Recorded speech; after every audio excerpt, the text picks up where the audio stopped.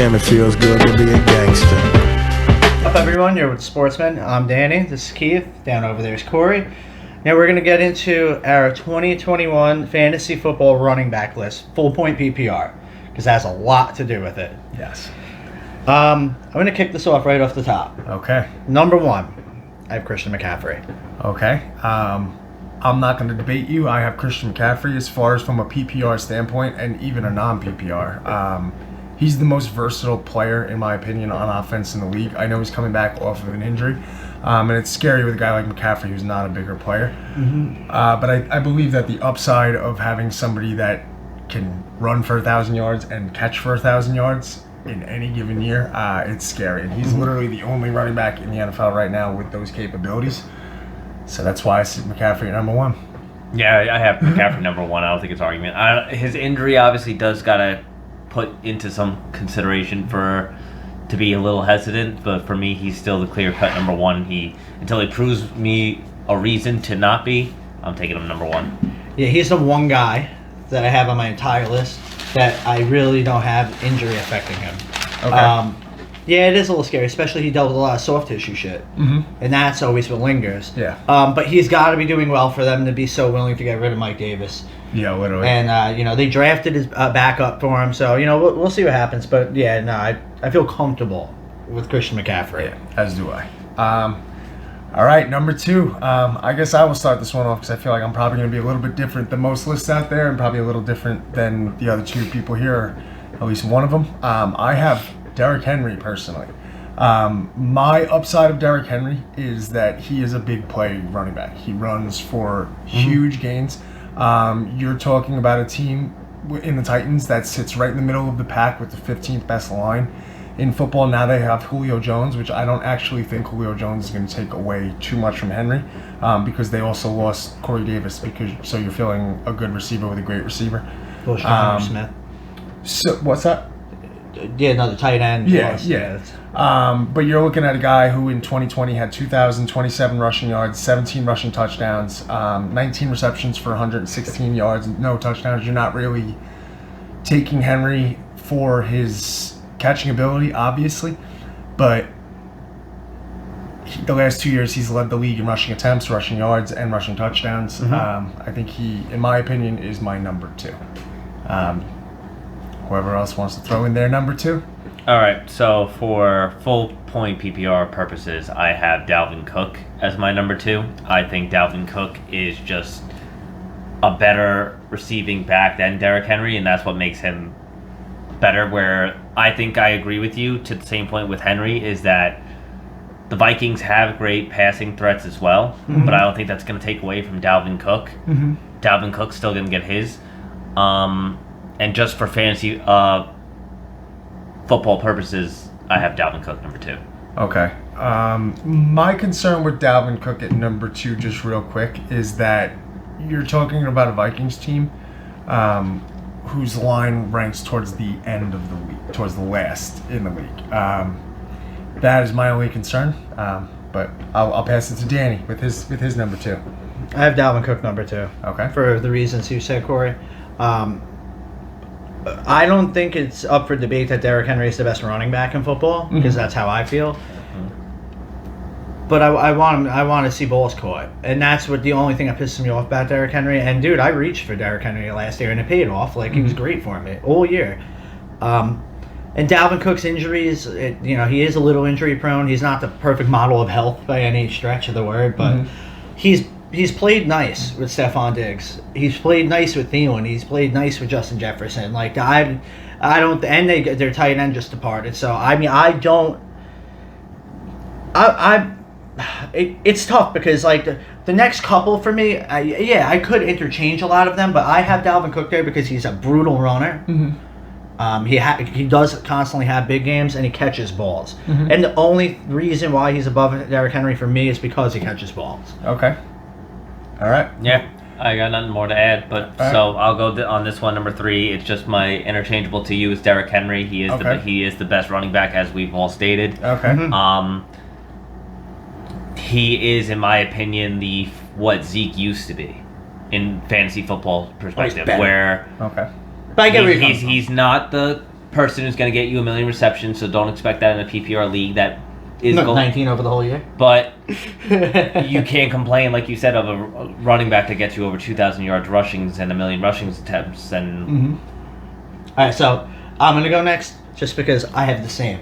I have Okay. Derrick Henry third. Okay. Because, listen, he ain't going lower than third for me because every other week he has a 200-yard rushing game. So, I mean, especially if you're in leagues that award bonuses for 40-yard receptions, 40-yard rushes, like, you know, things of that nature, like, yeah, he's going to eat. All right, so for me, number 3, my interchangeable, I have Dalvin Cook. You're looking at a man with 1,557 rushing yards in 2020 for 16 touchdowns. I understand where you guys are coming from with the Dalvin Cook is a better catcher, but Dalvin Cook is still not a great receiving running back. You're looking at a man at Derrick Henry who's averaging just over 1 catch a game, and you're looking at a man in Dalvin Cook who averages just under 3 catches a game.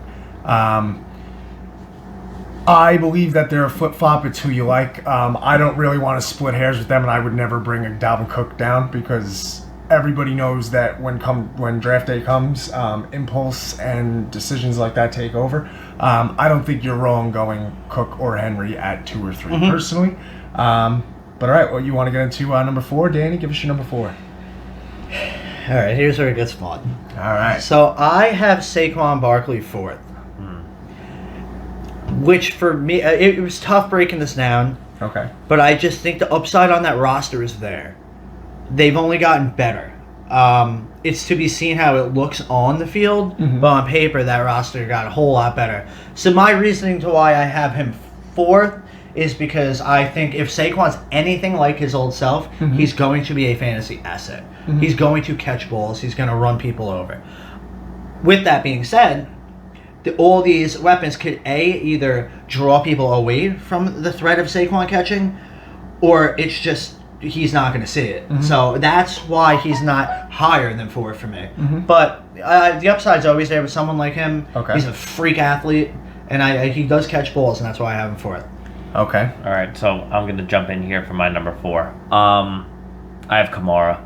Kamara's my number 4. That offense is going to be all on his back right now. He is going to be what Christian McCaffrey was when he had to do it all by himself and was putting up all those numbers, and I think Kamara's going to now be asked of that same thing where he's going to be the only offensive weapon on that team. I know Michael Thomas's injury isn't supposed to be too long. They were saying 2 to 3 weeks, but with weak quarterbacks, you're going to rely on your running back way more.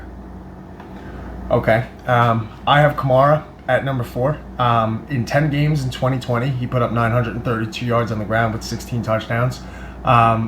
Your upside in Kamara is that he had 83 receptions in those 10 games for 756 yards for another 5 touchdowns. He's the only running back last year that broke the 20 touchdown mark, and I believe that's because Christian McCaffrey was out. The reason he's not higher for me, because in my opinion, he's number 2 to Christian McCaffrey as far as overall weaponry. The reason he's not higher is because even without Drew Brees last year, that's still a dumbed down version of Drew Brees' offense. You're going into a 2021 season without Drew Brees where the offense is going to be different. I don't think you can hand the keys to a Drew Brees offense to a Jameis Winston or a Taysom Hill and say, run it the way Drew Brees did. I think there's got to be adaptation. Bless you. Thank you. And that is what concerns me. So that is that's how I feel about that. On to 5. On to 5. I have Kamara 5th. And the only reason why he's not higher, because I feel like he's the second best all-purpose back in the NFL, like you said, to Christian McCaffrey. He ain't going higher than that for me because you lost your second best weapon on the team in Emmanuel Sanders. You lost Michael Thomas. You have 2 quarterbacks that nobody is sure of. We've seen what he could do with Taysom Hill, but that's only over like that. That's just a sample. So I don't see him keeping up with what he did last year this upcoming year. That's it. Obviously, the upside's always there with someone like that. He's an animal, and this isn't on Kamara, but this is on Kamara is a victim to what's going on around him, in my opinion. I mean, dude, 5th, you're still super elite, like. And then we didn't get to like for me anyway, like all of our guys right now are, how I see it, kind of interchangeable, Okay. depending on the way you look at things. Okay. I'm just looking at it like the Saints' offense right now. The glass is half empty, not half full, for me. Okay. You want to go with your number 5? Yeah. So at number 5, I actually have Zeke. In 15 games last year, 979 yards on the ground, 6 touchdowns, 12 receptions, 338 yards for 2 touchdowns through the air.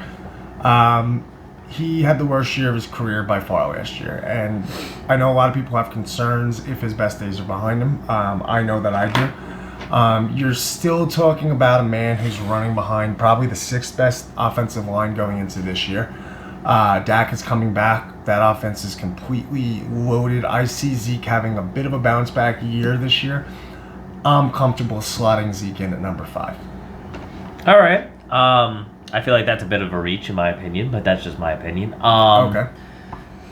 That's why we're doing this. So that's why we're doing this, though. Okay. And I guess this isn't interchangeable because we're all different on 5. So for my 5th, I have Nick Chubb.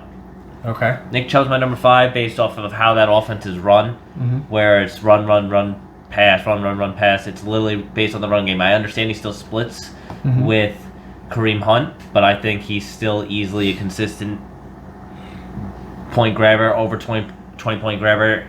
You got to take him at number 5, in my opinion, over people who I like consistency before I start taking chances on people. Okay. All right. Let's jump to number 6. So I'll start with this one. For number 6, I have Saquon Barkley. Saquon Barkley's coming off an injury where he's not even fully healthy yet. As of today is August 2nd that we're recording this. He's still not fully healthy yet. We still not know when he's going to go. He's running behind the worst line in football this year with a questionable quarterback at Daniel Jones.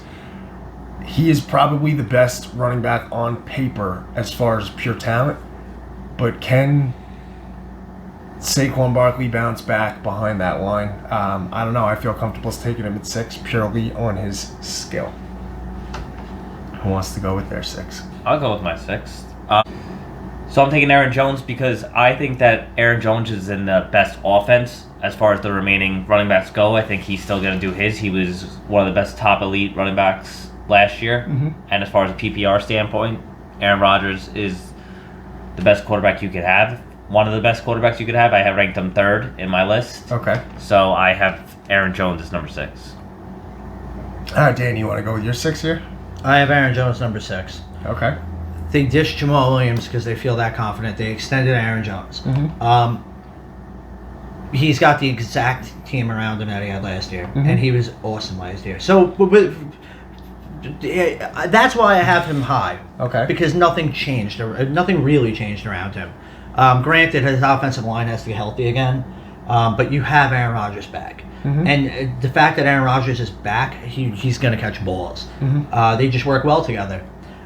I'm a big Aaron Jones fan. I like getting those 40-point weeks, like every 2 weeks, I would say. Oh, yeah. Well, that's funny. I'll actually jump into 7 here, only because I have Aaron Jones at 7. Okay.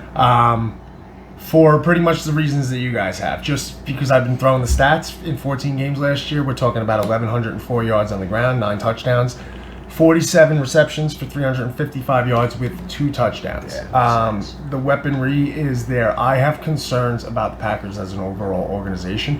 You're looking at a team with the 16th best line in football, so they're right in the middle. I like Aaron Jones. I regrettably passed on him last year. I like Aaron Jones at 7, personally. So you guys jump away with your 7s. All right, so for my number 7, I'm going Zeke. Zeke? Okay. I'm now going Zeke. Zeke. So I was a stretch, and you took him 2 picks later. Yeah. I take Zeke because I was interchanging between 7 and 8 when I was really thinking about this list. Okay. My next 2 people, I'll tell you who my number 8, but I decided to go with Zeke over that person just because Zeke, yes, he had his worst year this year. Zeke was putting up numbers with Dak Prescott. And so long as Dak Prescott's back, Zeke is going to put up good numbers. I think that offense, obviously the offensive line isn't as what it used to be, but that offense is too high powered for Zeke still not to get his. So 7, I have Nick Chubb. Okay.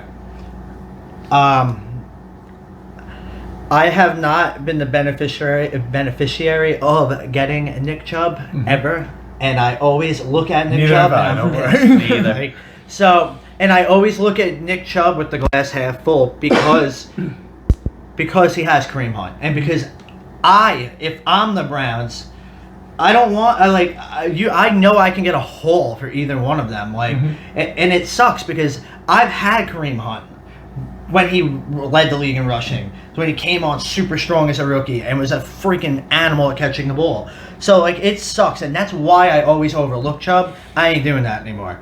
Nick Chubb is the real deal. They gave him a monster extension for a reason. Okay.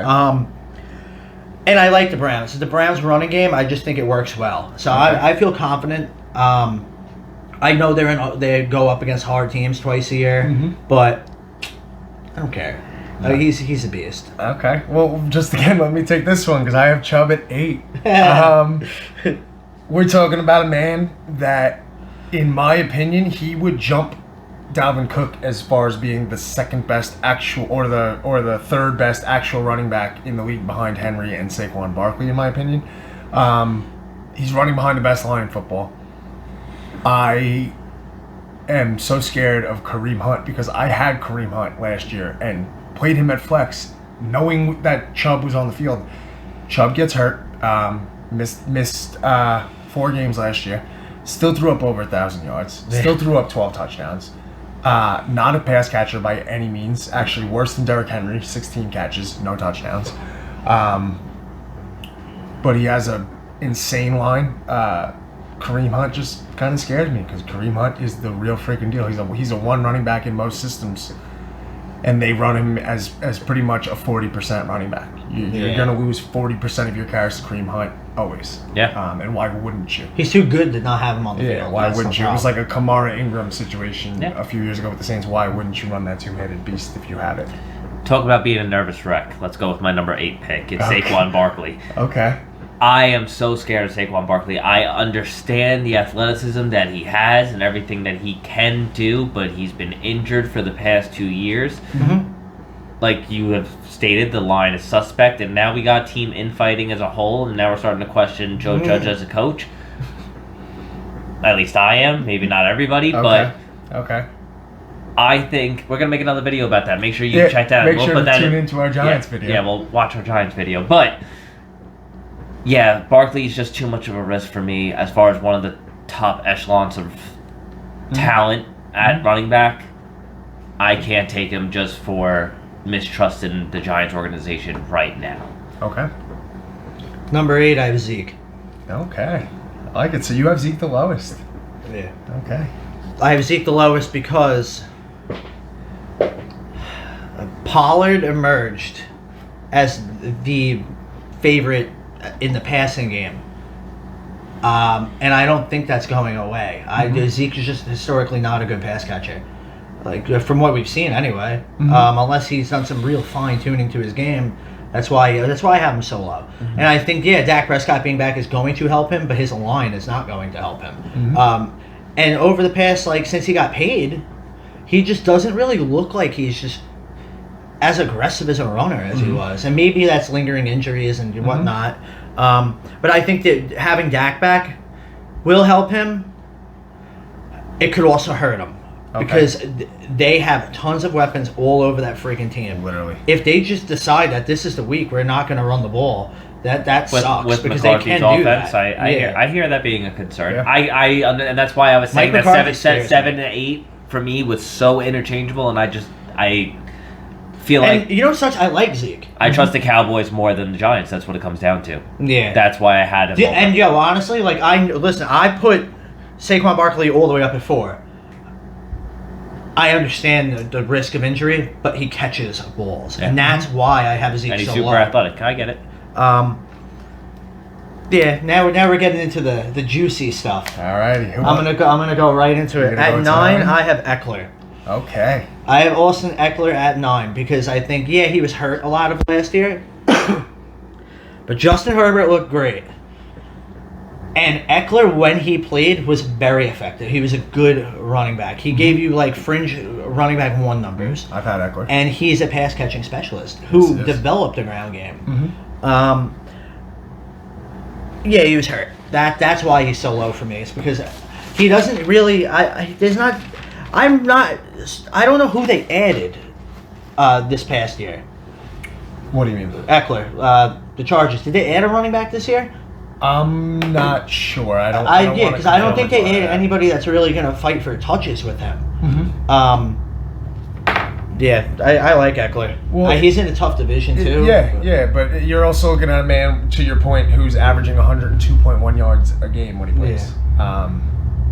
So, I see the upsides there. I like the pass catching. All right, Keith. So who do you have as your number 9? As my number 9, I'm gonna go with the sophomore Antonio Gibson from the Skins, or the football team. Excuse me, from the football team.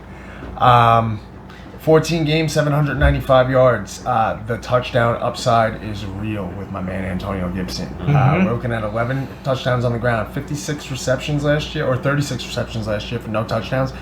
So he's not a great receiver. I'm not super positive on their receiving to their backs anyway, because their quarterback play is sketchy for me. But you're looking at a team who's got a middle of the pack line at 17. I like him. I think he's a good runner. He's huge. I think he's like 6'2", 220. I like him. I think he's a scary dude. So I have him at 9. God damn it, I thought that was going to be my surprise pick. It's Gibson, number 9. But yeah, I have Gibson at number 9 also for everything you said and more. Okay. I had him in fantasy football last year. I got him late because he was a rookie. And he ended up being a beast. freaking 40-point-a-game stud. Hell yeah, take him number 9. There's no sophomore slump coming with this guy next year. Okay. Redskins are going in the right. The football team, are going into the right direction, and I think they have a chance to fight for that division, and he's still going to put up numbers. You heard it here first. Corey said it. No sophomore slump for Antonio Gibson. All right.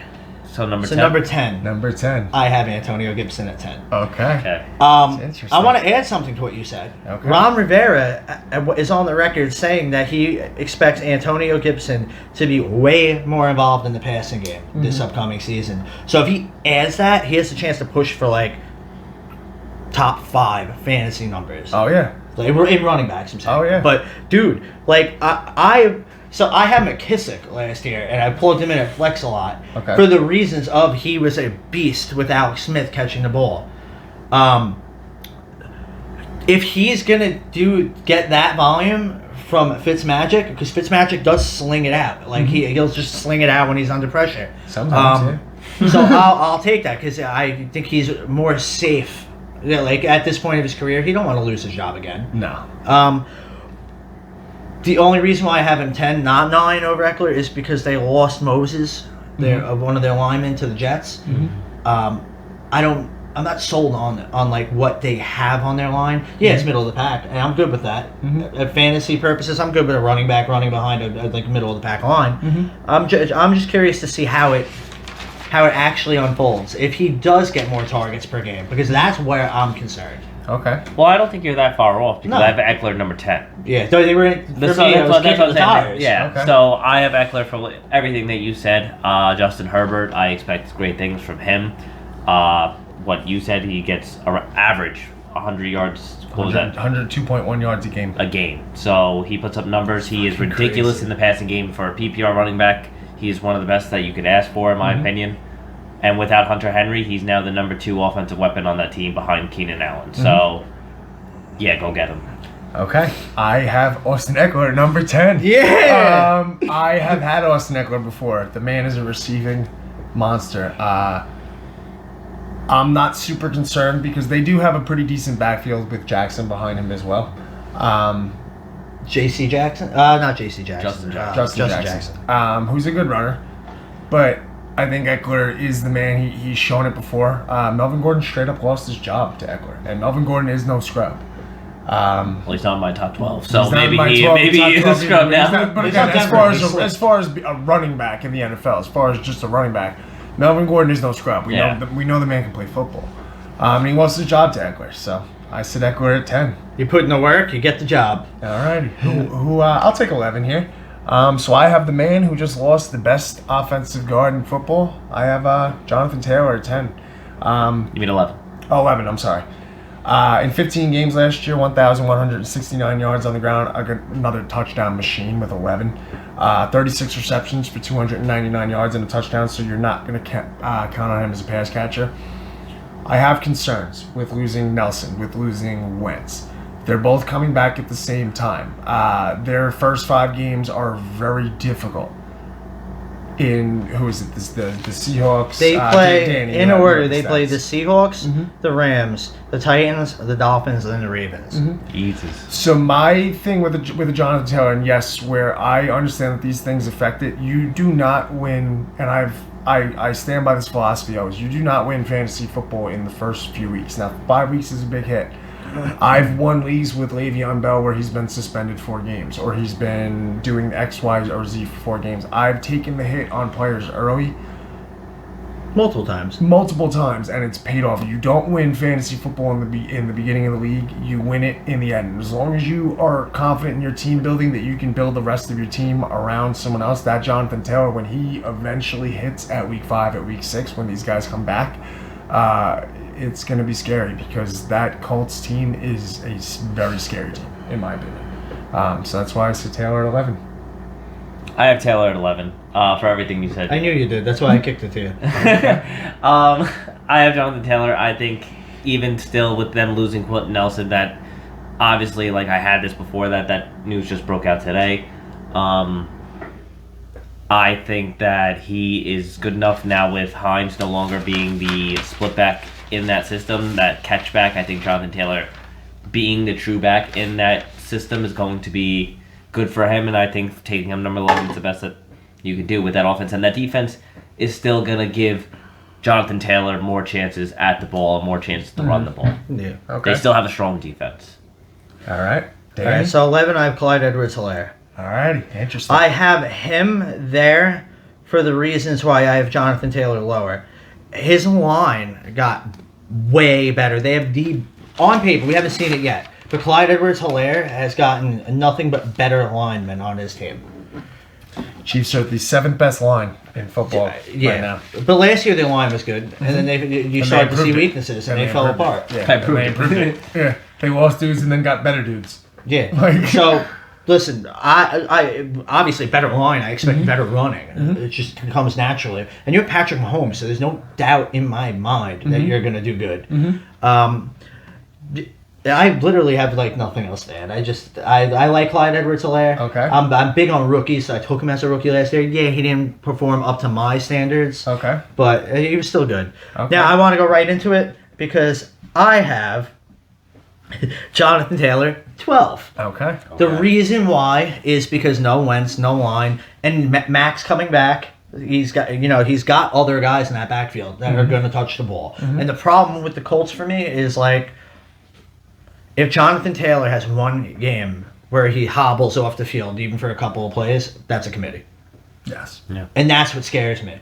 Okay. Because Frank Reich was the coordinator on the Eagles when they were running 3 to 4 different running backs. I hate that shit. And I put it on Doug Peterson, but I don't know if it was Doug Peterson. Because we've seen Miles Sanders start to take off in the past year. Even though he was a good year before that too. But that's literally like, I don't know what that's going to look like. That's what scares me. I know I'm not doubting that he's elite. Like I know Jonathan Taylor is great. Okay.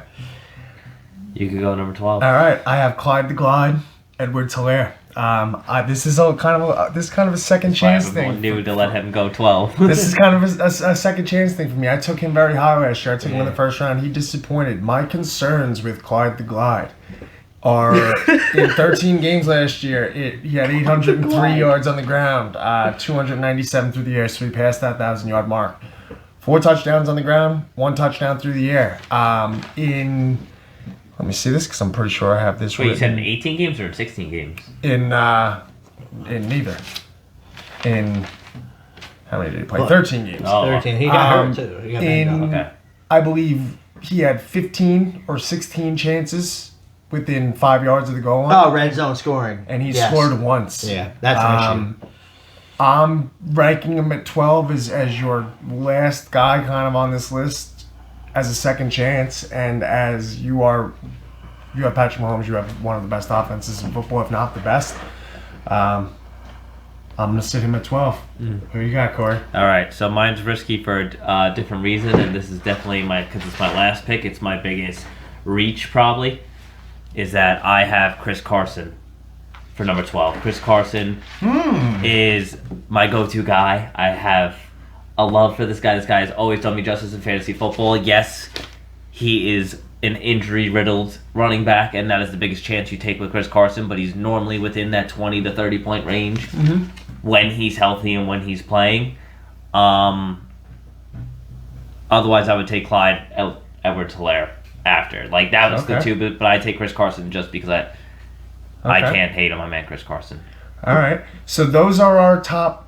Or Danny, did you go with your 12? Yeah. Yeah, you did. I'm sorry. So those are our top 12 quarterbacks. Let's go with a few honorable mentions here. Hey, I'm going to start this list of honorable mentions here. And this is kind of going to go in no particular order for me. I'm going to throw a guy like Joe Mixon out there. I have concerns with the Bengals' offensive line. But I think Joe Mixon is a guy that kind of goes under the radar every year as a very good fantasy running back. So I want to throw him out there as kind of a guy that you can consider after these 12 guys. Someone give me an honorable mention. Could be anyone. So I have Clyde the Glide, as you called him. From what you guys said, the line has gotten better. Okay. He does deserve a second chance. That offense is too high powered not to take him. So for me, I have Clyde Edwards. Okay, Danny, give me a guy, Danny. Give me a guy. All right, I'm going to go with someone different, but I like Mixon because I was going to say Mixon because he's 2 years out of being the AFC's rushing leader. Okay. So, and he catches balls. He offers a very good skill set in the receiving game. Bengals scare me, though. All right, so I'm going to go with honorable mention, Darrell Henderson. Darrell Henderson, I like the pick, Danny. All right, I like I love the Rams. The Rams always have a good running game. Okay. He was going to get touches regardless of Cam Akers being there or not. Now, without Cam Akers, I think he's going to get the lion's share. Oh, yeah, and McVay has already came out and said that. He already came out and said that he's going to get the lion's share. So I like that, especially with Stafford. I think they're going to look to get that running game going early to set up play action. Okay. So I like that pick. I'm going to throw another honorable mention out there. We already talked about the starter, Nick Chubb. I want to throw out the backup, and Kareem Hunt. I had Kareem Hunt. The man, if you're looking for a flex player, if you're looking for a guy that you may need to start, and Nick Chubb did get hurt last year. Kareem Hunt is an easy 40% back that's going to score, and he's going to get his because he can receive and he can run. Anyone else want to throw out another? Sure. So my next honorable mention would be Miles Sanders. Miles Sanders, I had him last year. I think Miles Sanders, even though he was hurt last year, and with that committee running back system that the Eagles were doing, I think with them going with Jalen Hurts, when you have a new quarterback stepping into that role, you're going to rely on your running back more. So I think with his catching ability and his just overall speed, I put him as an honorable mention. Okay. before I say mine, I want to add one thing to what you said, Corey, because I like Miles Sanders too. The only thing Miles Sanders needs to be a really, really, really good, not saying he's not already, is roster stabilization on offense. Straight up. Everyone knew their receiving sucked, and they're trying to address that. So I think if that pans out, he gets better. Okay. All right, I'm going to throw one out there. Okay. Mike Davis. Mike Davis. Only reason why I'm Okay. saying Mike Davis is because he had a great year because McCaffrey wasn't there. Okay. He earned himself a permanent job. That he did. So he's now with the Falcons, and you know who his backup is? Cordell Patterson. Yeah, it is. So do you know what that means? That is a 3-down running back Yeah, it who is. can knock people over, and he can catch the Seriously. ball. So Seriously. I think he's worth a late round flyer. Okay. Right, the Falcons scare me a little bit, but losing Julio Jones, they're going to be looking for all their guys to step up. I agree. I like Mike Davis a lot. Mm-hmm. My only worry is that I feel like the Panthers just always have good running backs, and for some reason develop a system of good running backs where you could take You're not wrong. You could take Jonathan Stewart and make him a good running back. You had You're not wrong. Yeah, that's what I'm saying. You had people who were the most skilled running back. So Going to I Jets worry about generally, Mike the Davis Jets going usually to a get new good team. guys. I am worried, especially with a new coach with the But Falcons. volume. But yeah, You definitely need he's volume. gonna get the So volume. I think volume alone will But- keep him alive. Over him, Well- I think that James Robinson needs his respect. James Robinson needs his respect. I like it, Corey. I need to give it to him. I know like it. ETN just came in, but I feel like he's going to be the catching back in that system. That's how he's going to come in. I think that's still Robinson's team. He was 5th in rushing. So I understand Urban Meyer thinks he's this offensive genius, but like you can't just see that and not do anything about it. Mm-hmm. All right, I'm gonna throw one out there. My last honorable mention is gonna be David Montgomery.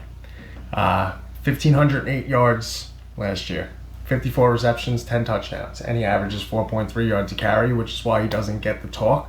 I know that offense is sketchy and that quarterback situation is sketchy up in Chicago, but you can't sleep on a man that has 1,500 yards.